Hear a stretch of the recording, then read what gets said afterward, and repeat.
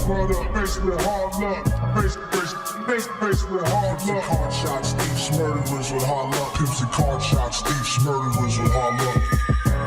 Your product, face with hard luck. Face with hard luck. Card shots, thieves, murderers with hard luck. Pimps and card shots, thieves, murderers with hard luck.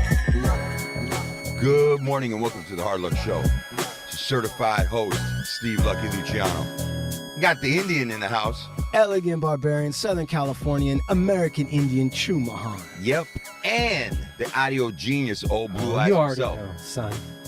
Yeah, Frank that's what's up. Sinatra's illegitimate son right here. Yes, we got Christian OG Snoop in the house. OG Snoop. And we got King Salmon handling some visuals for Oh, us tonight. shit. Behave Big yourself Sam. tonight, Salmon. Right? Right. Who In do the you house, got? man, Come on. today, Come on. by way of San Diego, California, Yeah. Lil Grifo in the house. Yeah. What's up with the luck? What's up, Playboy? Right here, my man. How did you guys meet up? How did you meet Lil Grifo? Dude, to be honest with you, not that long ago, I'm kind of scrolling, and a video came up. I think somebody might have sent me a video, and my boy here was, first off, he was busting some bars. Right. His music sounded good, so I stayed on listening because I liked his music. Right. Then I started seeing him, he's wearing cookies. But he's wearing cookies in like a couple scenes, like he's putting it on, dog. He's getting behind it. And I was like, damn, man, I kept on listening. I was like, all right, dude, this guy's, where's this dude from? I thought for a second he was from LA, San Diego. All right, and I start peeping him out. And he's all about it, man, standing on that shit. And I was like, man, and I DM'd this dude. Yeah. I'm like, what's up, man? And it took him a minute, but he hit me back. And then we just kind of started chopping up. I was like, man, I like your music. Right. First off, I like your music. I like the sound of your music. And I was like, man, I like what you're doing with the brand. And he was like, man, I'm all about it, man. I'm with that movement, you know? That's what I do. That's how I live. And what I do want to say before we start passing over is I want to say, you know, every now and then I see artists that kind of embody the lifestyle of what we do. And I was feeling that through his music, through his look. And I was like, hey, man, I want to get down with you, man. Let's work together. And right away, you know, I got him out of box. He was real receptive. You know, dude's got real, he's got mañas and he's got real stilo about him.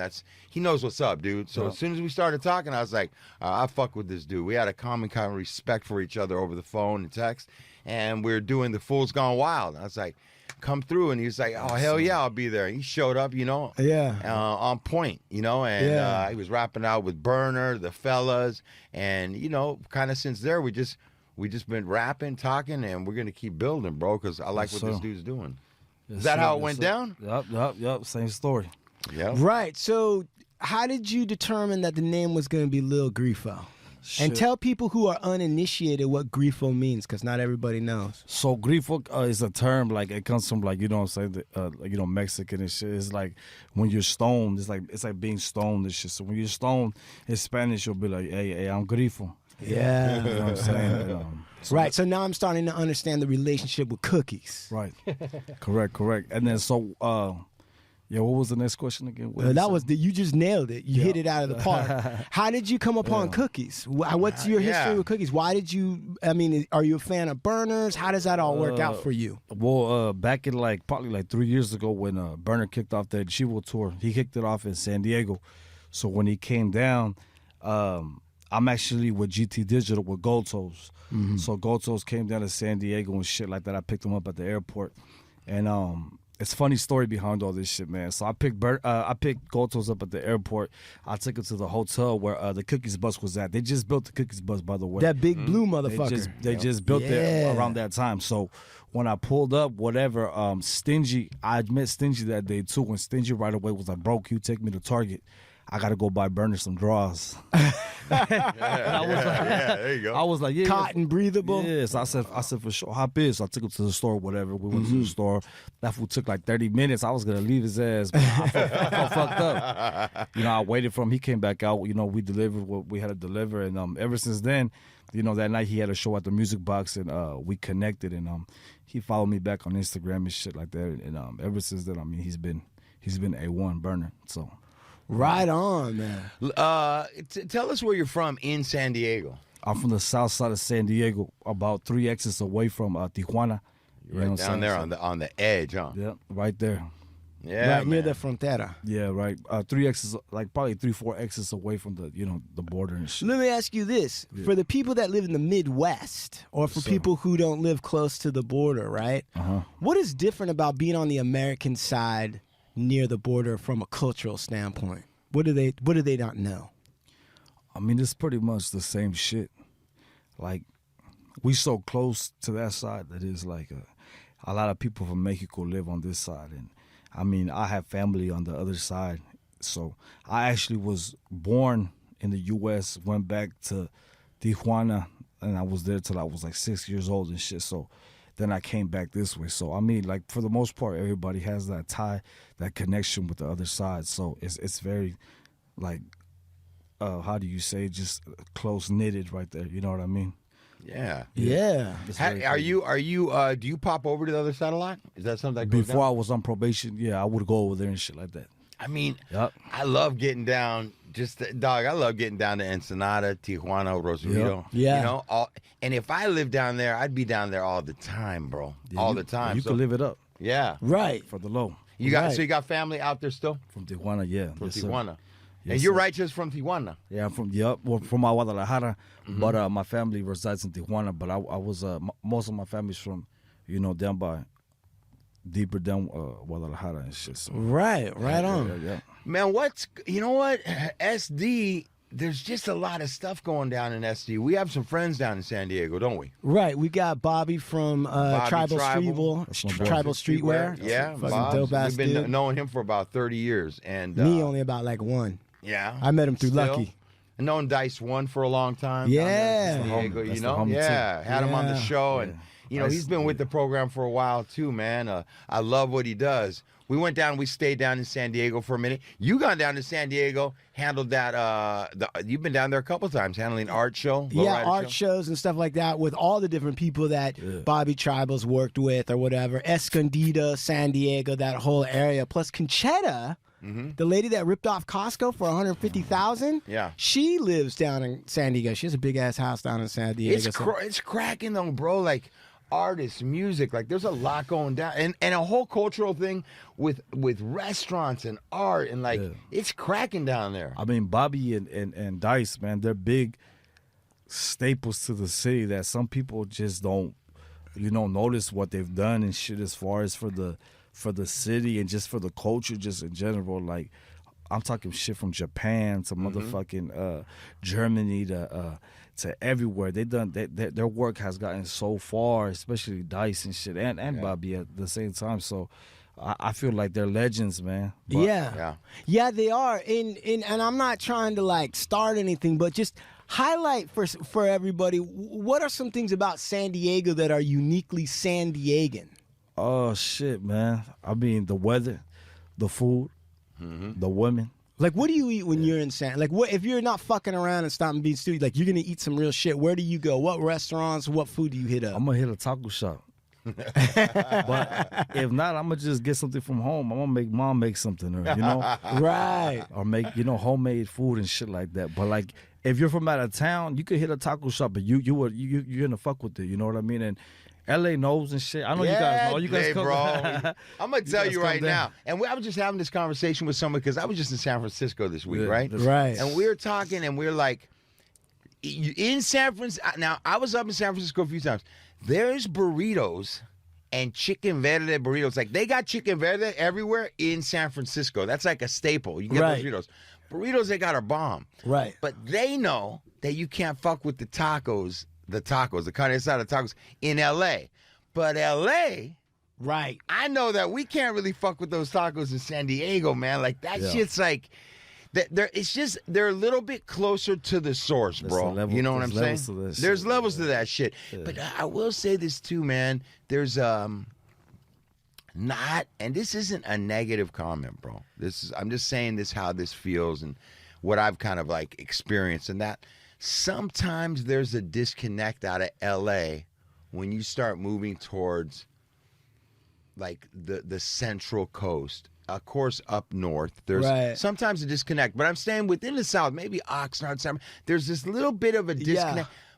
But when you move south, and especially San Diego, there's something about LA and San Diego, that bridge, that lock in. Right. You know, I can't like explain it, man, but there's something about, and I'm talking about bypassing a lot of other stuff. I'm talking about LA and San Diego.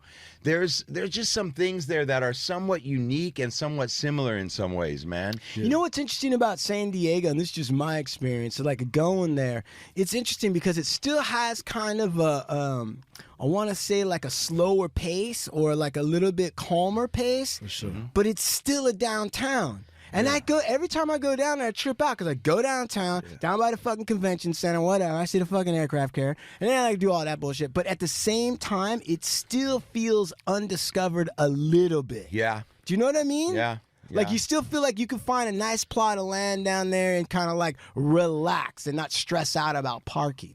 There might be a little bit more of a little kickback than like the Right. LA thing, dog. Right. You know, like I would think about going down that way and retiring a little bit or slowing down Right. at times. But it's still areas got that feel like LA. There's certain parts of San Diego that feel like LA. Yeah, facts. Well, I mean, it's definitely a major artery between Mexico and LA. You got to go through at least that San Diego Southland area. Absolutely. So all of Coming that up through culture is coming through back and forth that way. Yeah. Yeah. Ocean is Oceanside part of San Diego?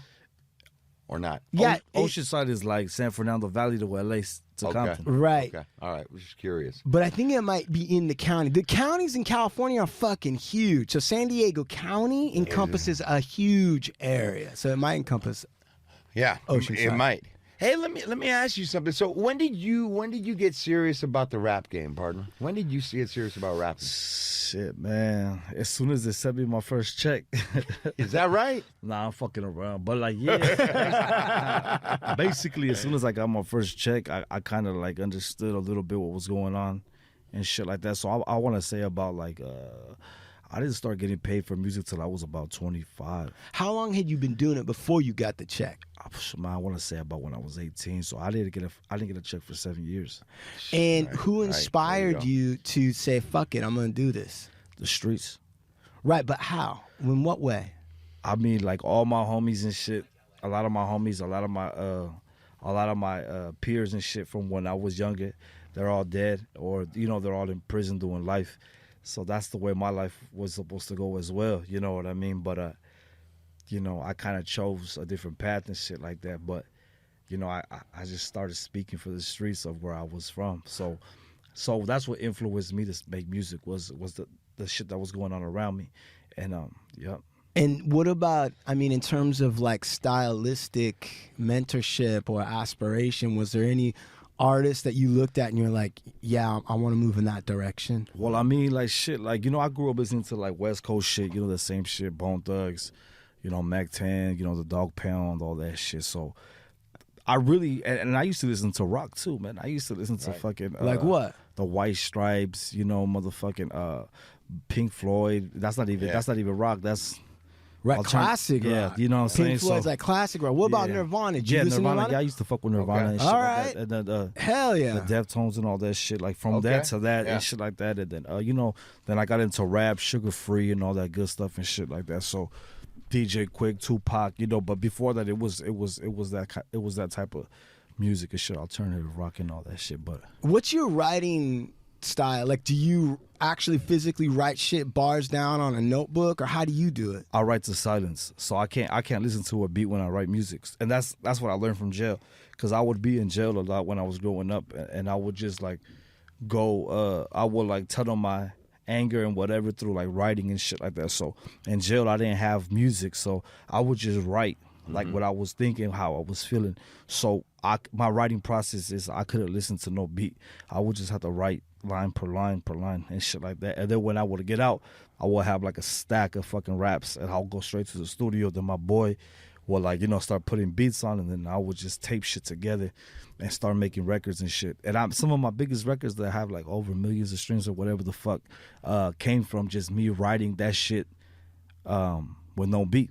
So let me ask you this. What about, like, for instance, like Mama Tried? Mama Tried, I wrote that without no beat. Right. Yeah. And what was that about, or like what was the inspiration? I mean, I kind of think I know, but Yeah. I'd rather hear from you. Yeah, self-explanatory, really. You know, like Mama tried, but there wasn't no love. You know, like homie love and shit like that. So, you know, it was just what I was going through, shit like that. You know, rest in peace to my homie Lil Travieso. He on the song with me too. I see that. He passed away. He passed away probably 3 months ago, man. You know what I'm saying? Hey, So rest in peace. Hey, oh Blue Eyes, if I play it, would it be all right if I played a little bit of that? Yeah, we could rock. Steve, what about you? Do you think Yeah, that's all right? come on, bro. I'm always down with that. All right, let's see what. Let me push a little of this right here. Mama try.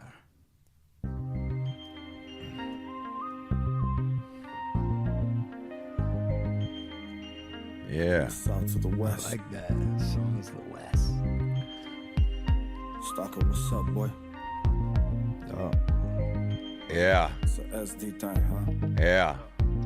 I'm making hit after hit, I'm smashing bitch after bitch. We just jumped the homie in, I'm still in love with this shit. I got plans to get rich, can't fall in love with the bitch. Trust issues like a motherfucker, cause I know that they snitch. When they get caught and they slip, their whole body gets stiff. Then they run for the life that they be running, they live. What could I say? I can't expose too much, but popping Glock 17s just gives me a rush. You know it hurt my mom to see me go to jail again. But she said at least she knows I'm in the cell again. I've been invited to the station, but they won't play a Mexican. Radio politics got them playing Taylor Swift again. I'm not a rap star, I'm a star with the strap. That bitch on my lap, still trying to sling a sack in Southeast like crackers. You know what's interesting is that as soon as we get into it, I feel like the whole G-Funk feeling to that shit, man. Yeah. Right away, that shit, to me, that sounds like some late 90s It really G-Funk, does. right from the gate, that's man. a Tupac. That's a Tupac instrumental. Is it? Hey. So I didn't get paid for that song at all. But that shit almost got like 500,000. Right, Sean. So Sean. Oh, He's a listen, music producer. Not only that, but he wrote a lot of raps. And when you said you write in silence, he signaled to me I do too. I write in silence. Yeah, I you used know- to. I don't fuck around anymore. Nah, yeah, he's being modest, but it's bullshit. But go. What did What? you sense from that No, beat? it was- I mean, the beat is sick, but he's like laid back. It's like it's Yeah. perfect. It's like kind of like a perfect blend and shit. It's like, good for oh, driving. Oh fuck Yeah. Right? It's good for a lot of things. I appreciate that. What about Do the Most? So Do the Most was a record that I did with my homie Steels. Shout out to Steels. He's a producer out of LA. I actually just ran into him right now at the studio. So Steels remade the beat for me, and he plugged me in with my homie G Perico. G Perico's on the record with me, and he's a LA artist, you know. Yeah, shout out to G Perico. Yep. Yes, sir. So basically, this is the first time I've ever paid for a feature, but you know, me paying that shit took me a long way. So I made the money back probably like times 10. But just me networking with him, and a lot of rappers and shit, a lot of artists, they usually just take your money, because I've done it before as well. But they take your money, do the verse for you, and you just never hear from them again. But I mean, with him, it was different. He kind of like kept in contact with me and shit like that. And he like, you know, till this day and shit, I just talked to him the other day, but he kind of like led me through shit, and like, hey, he's told me like, hey, this is how you do this, or when you put out a record, this is how you put out a song and shit with your distribution, or you want to put some money behind your marketing, you could go to these people. So he actually like it was worth everything that I paid, you know what I mean, and stuff like that. So shout out to G. Yeah, he gave you Shout out some. to G. He gave you some direction. Gave you some game. Yeah. So on some level, I mean, I don't really understand this piece. Maybe you guys understand it, but like, so if you're bringing on a feature, right, and you decide like, yeah, I'm gonna outlay some cash on it because, what was it about Perico that made you think like, yeah, that's worth? Like, why did you feel like I'm gonna trust him? Well, I would never pay for a feature unless I fuck with your music. I have to be able to like really like your music. If I don't like your music and shit like that, I would never pay for no shit like that. You know what I'm saying? So I genuinely fuck with this music. So Right. yeah. So it was something A like little you more were feeling organic, but also the idea being that you do like his music and you sir. respect his work. Fact. And I think as soon as you start fucking around with trying to do some shit for views, Right. trying to come up and moving off of what innately really you're about, Yeah. that's the first steps you start making to play yourself out the pocket, you know? But it makes sense from I think you can do all that shit, but when you're really not staying true, like if you're paying for a feature with somebody that you really legitimately fuck with, either that's right or it's wrong. Either it is or it isn't, you know? Yeah. But it makes sense what you're saying, Big Lux, because then the collaboration itself might have a better vibe to It's it. either real or it's not. Right? Yeah. So basically, and shit, what I did was, I put myself in his shoes and my shoes, and then I thought about like, my whole point is I want to get his audience to listen to my music. So we have the same genre of music. I figured that the song that I make, I have to make it basically like a G Perico song. Right. And basically me being a feature on one of his records. Right. I had to make it something like that because I've done features before where it's like people send me money and I'll just fill in their song.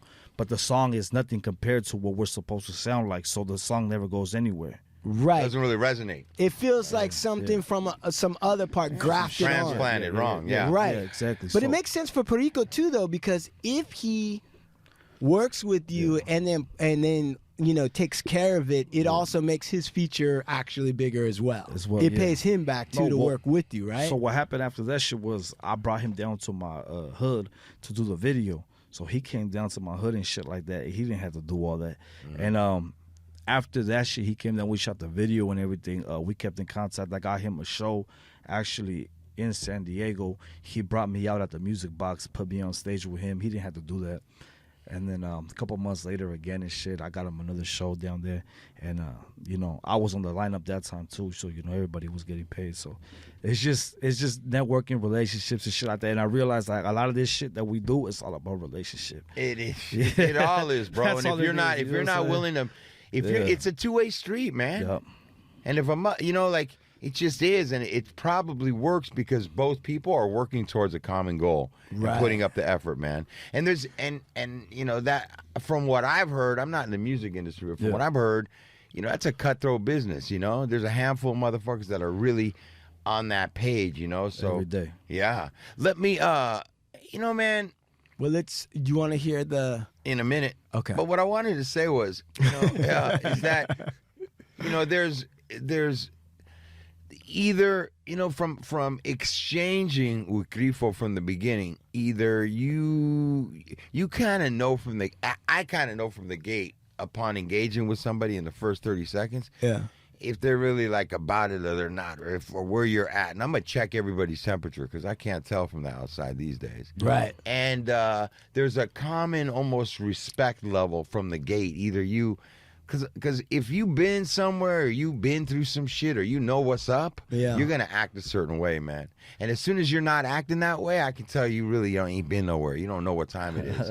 And it's like, I could tell from your conversation, you were down, you done some time, you know what time it is, man. And when you catch some cases? When were you down and when did you get out? Shit, man, I paroled from Ironwood 2015 from Sea Yard, and I caught about 2 cases after that shit. I took some shit to trial, What kind of lawyer did you have? Shout out to Nicholas DePinto. Shout out to Herb Weston. Different lawyers and shit like that. But I was facing a lot of time a couple of times and shit like that. But it's always, I don't know, God's good, man. God's good. At the trial, did you testify or did you not testify? We didn't even make it to there. We got jury selection. I got my shit dismissed at jury selection. Wow. Now that's lawyering. Yeah, honestly, it wasn't really him, to tell you the truth. It was all me, man, because my deal on the table was, I think it was the lowest was 11 years with 85%, and that was after 2 years sitting in county jail. So, after that shit, it's kind of just like, he told me, I go home every night, you don't. Right. What do you want? Right. Right. He told me, what do you want to do and shit? So I told him I want to go to trial. And he told me, all right, that's what you want to do? I said, yeah. So at the end, they couldn't produce the victim shit like that. The DA ended up doing... Rejecting it. They dropped all my shit. They asked me if I wanted to sign for a misdemeanor. Me being hard-headed, I didn't want to sign for a misdemeanor. I said I want the shit dismissed. But I guess if you sign for a misdemeanor, you close the whole case. But if you get it dismissed, you have up to a year to get it refiled. Yeah. So I didn't know that at the time. So I was like, man, fuck that shit. Dismiss my shit. I don't want to sign for no misdemeanor. But, God's good and shit, man. So we're still here. Right. We're chilling. Yeah, man. I mean, doing time, having to sit through the county, fight a case. 2 years in the county. It's money, Yeah. man. It's a lot of money. a lot of money, a lot of time that you can't get back.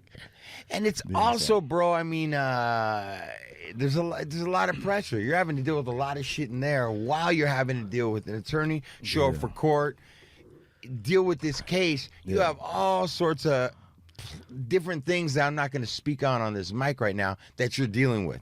Yeah. That nobody else in the courtroom's having to take into factors except the guy that's locked up. You know what I'm saying? Yeah. It's a lot. And I think when you're fighting for your freedom, when you've done some time, you know the regulars, you know what's up.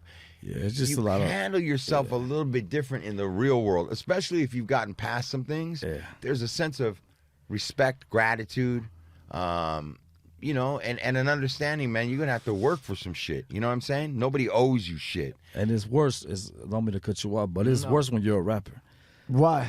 When you're a rapper and shit like that, especially like from that county or that city or shit like that, that's 100 times worse because motherfuckers get you messed up. Like, you know, they try to test you or like, you know, like they try to act like, oh, you know, they try to treat you like you a rapper, but like some of them don't even know you from your prior. They just know you from when you started rapping. Right. So they just know you from the songs, the videos, but they don't know what the fuck, you know, YA, Juvenile Hall. They don't know you from all that unless they're regulars in jail. Yeah. And we grew up together and shit. We regulars, then they're like, oh, that's Grifo.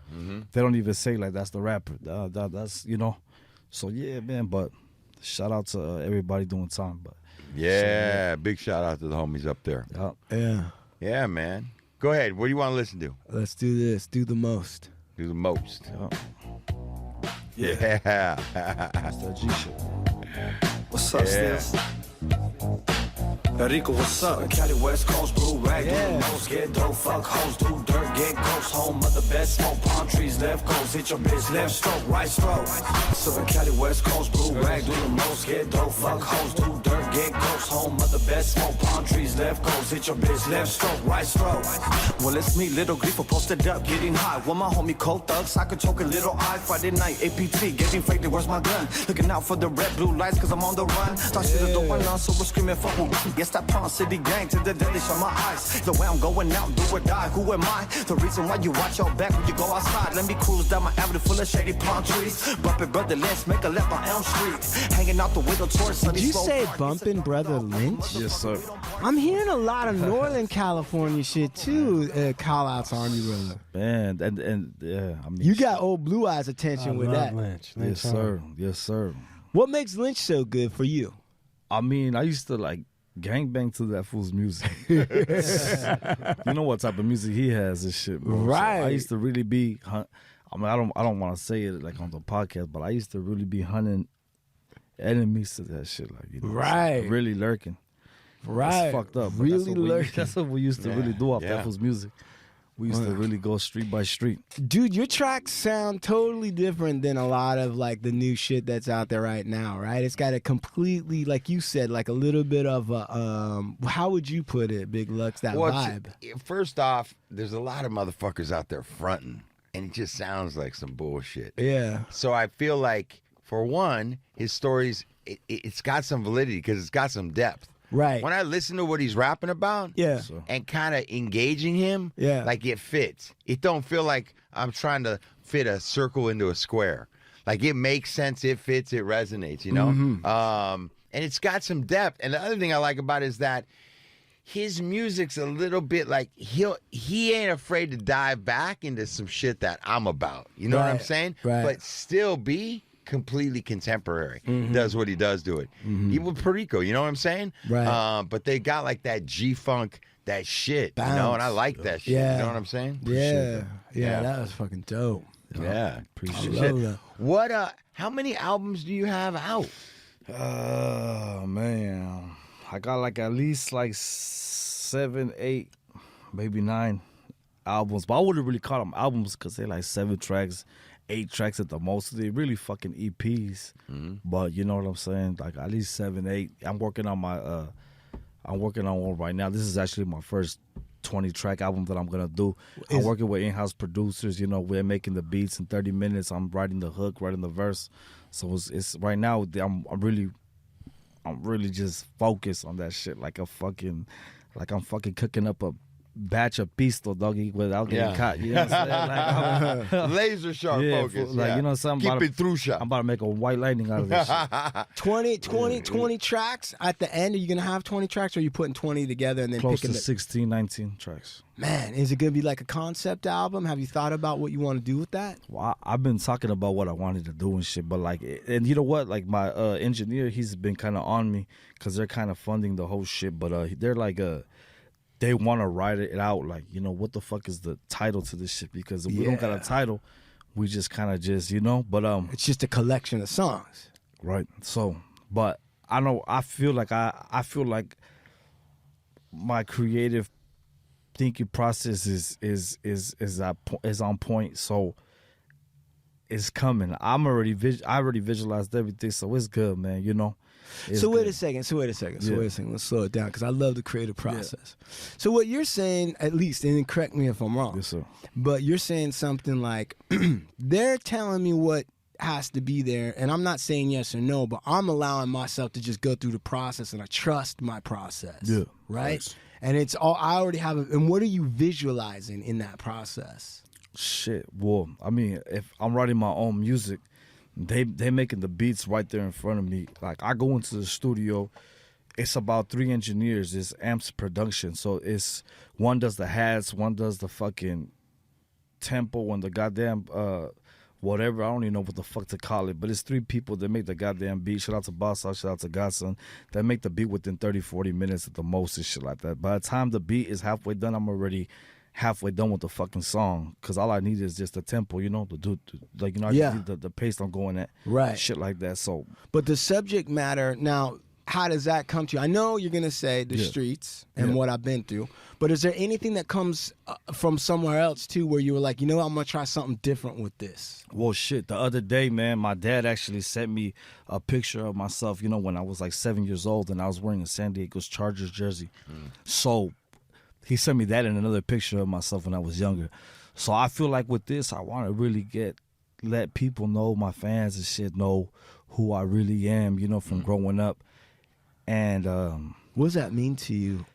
I mean, just everything, man, because at the end of the day, it's like, if people can't relate to you, or they can't, you know, just relate to you and shit like that, and like, if you can't help people through your music or help them get through some shit like that, your music don't really mean too much. After a year, 2, 3, 4 years, it just goes away. But like, I want my shit to be able to be there forever, as far as to be able to help somebody get through whatever they're going through and shit like that. So if that makes sense.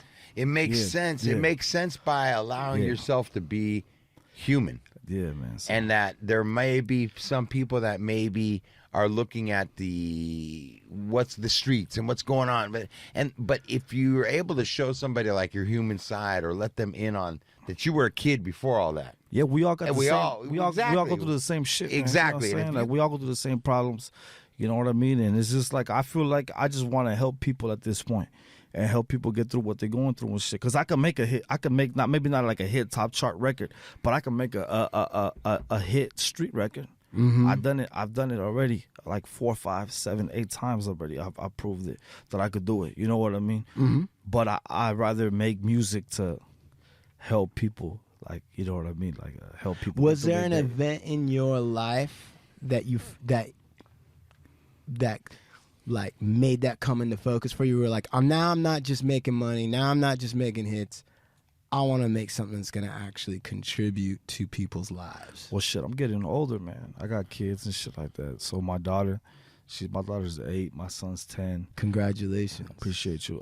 You know, so it's just different now, man. Like, what I say is, like, my kids is old enough to understand what the fuck I'm talking about, man. Yesterday, I took a picture with like a 10-year-old kid and shit like that, you know, out by the laundromat, and it's like, it's just different once you start like thinking about like shit like that, because you manifest everything you say in your music. You're basically manifesting everything you say. Yeah, Right? absolutely. You're bringing that shit into a reality. existence. Yeah. So it's like, what the fuck am I gonna keep on talking about, you know, pulling triggers and shit like that, and like keep on talking about, you know, crazy shit like that, you know, because I'm just gonna end up, you know, making motherfuckers want to do that, you know. And it's just like, it's just a level up as far as myself, as a person.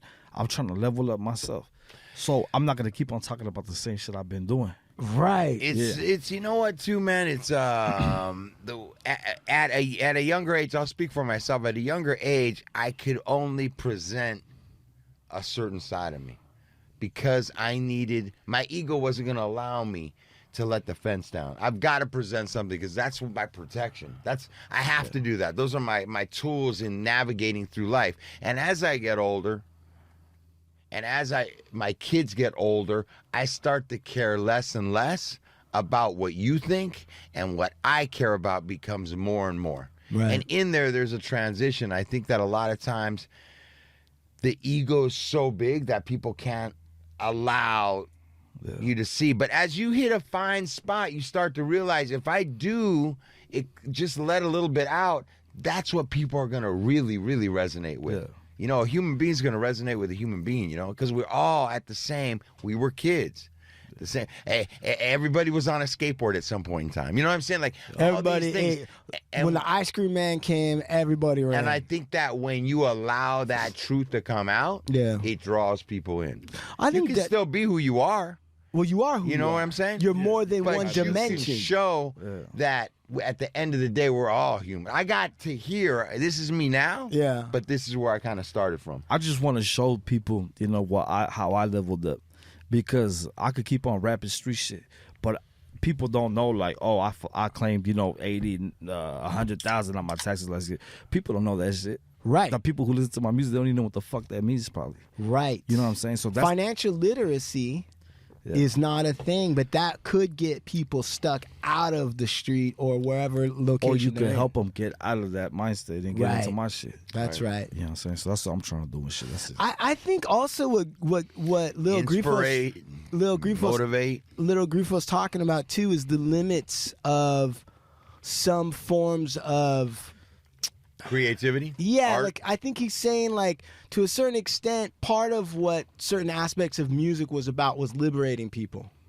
Like, we're gonna try to liberate people, and then and for a certain time and place, it might have made sense for that time, right? Yeah, correct. But as the times have changed too, maybe that doesn't liberate people in the way they really need to be now. Well, listen, man, I could do this fucking podcast, and I could just bring on nothing but motherfucking active and inactive gang members, and that's all we could talk about on here. Sure. And what's it really like? That's in this show. It is. It's baked in. But there's a lot more that I have a responsibility and a desire to do. And that's to educate, motivate, inspirate. You got a platform, man. But also you're a multi-dimensional person, bro. Like you have that, but you also have all these other aspects to you, and you reach out, and in some ways that's the reason why you symbolize in the flesh Los Angeles. Well, yeah, and I think I picked up on a lot of it just in he's got a poise about him. Right. Like, you can tell he's not, he's no like desperation. No, man, he's like taking it in. He understands. He's gotten to where he's gotten to already by knowing how to navigate, and I think that's why I wanted you on the show. You know, appreciate you, bro. Shit, man, unbelievable. This is San Diego in the house, man. I wanted to say one quick little thing. Yeah, say quick one little thing. Yeah, go ahead. Go ahead. Yeah, Dude, Grifo's got a really interesting what is it, accent? Like, you have almost like a East Coast thing going on. That's what they tell me, bro. I'm not related to French Montana or nothing, bro. right. I just talk how I talk. That's where I grew up. You know what I mean? That's what it is. Did anybody you hung out with, like, were they from East Coast or anything like that? Shit, I hung out in jail. Juvenile hall. So I hung out with all but I hung out with the homies. But I mean, shit, you know, I don't know, man. Like, it's funny you say that because they always say that shit. But I mean. But see what happens? He never talks to any of our guests, but you talk about Brother Lynch Hung, all of a sudden he's got questions. I got questions. What do you want to say? I forgot already. He got it. He nailed it. Come on. To tell you the truth, though, like, that's just the way I speak, man. But you know, I could talk Spanish too. I could talk Spanish. ¿Hablas español? Hablo en español. Sí, yo estoy aprendiendo español porque mi esposa es una chapina. Órale, ¿cómo que es japonés o qué es? No, chapina. ¿Chapina qué de es? guatemalteca. Oh, es de allá. Guatemalteca. Sí, y mi hija es media guatemalteca y media indio. That's what's up, man. Yeah. That's what I wanted to say. Ándale, pues. All right.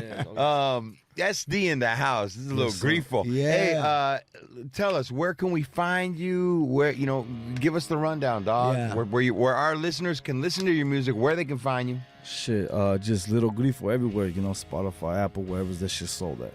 LILGRIFO, just Lil Grifo.